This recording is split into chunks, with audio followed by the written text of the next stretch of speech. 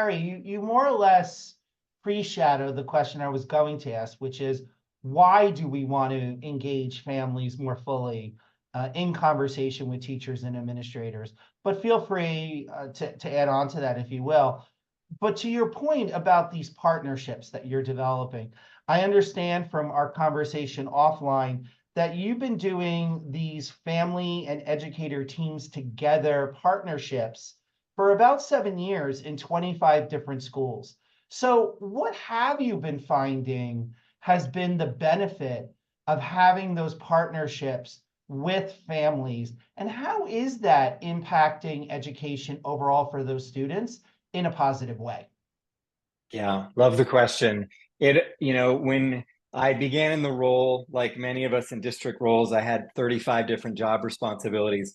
And this pilot project of Families and Educators Together teams was a unique structure, bringing together underrepresented families, mostly immigrant families, multilingual families, with teachers and school principals. And it was really based on seeing that for decades in our district, and I think most districts around the country, we had been guessing what families on the margins needed instead of simply asking them, and then listening and actually implementing their suggestions, and as well as the need to create space to build relationships. If we only do conferences twice a year, and many of our educators are afraid to reach out because of linguistic or cultural other barriers, there's not much collaboration happening. So these teams showed initial promise, and I learned a lot from the schools that thrived with the teams as well as the ones that struggled in those early years. And it was really, John, in year 5, when we were up to 9 schools and then adding 5, when I applied what we'd learned at the 9 schools to the brand new 5 schools, they all thrived. And what I saw were there were these core ingredients to create a powerful night with families. The families were tremendously grateful that this space was created. To be sitting around a circle with the principal and many teachers and being heard often in their native language was incredibly impactful for them. And then for educators to constantly say at the end of these meetings, wow, I feel so uplifted. I feel like I've learned so much. I never knew how much families really care about their kids' education.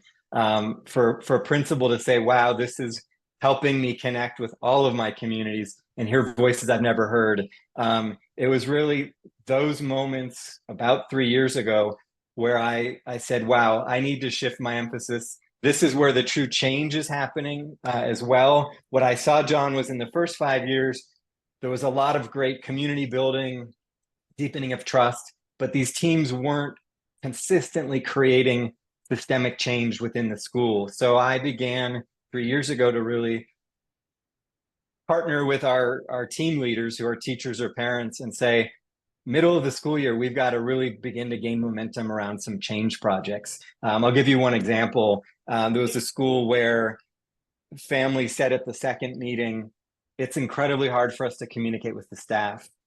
We speak Spanish, they only speak English. There's only one staff member who happened to not be a teacher that they were having all their communication go through, which is not uncommon, I think, in many of our schools. And so one thing that conversation sparked was teachers began using an app that automatically translates their text messages, because families had also said, you're burying us in emails, we'd love text messages.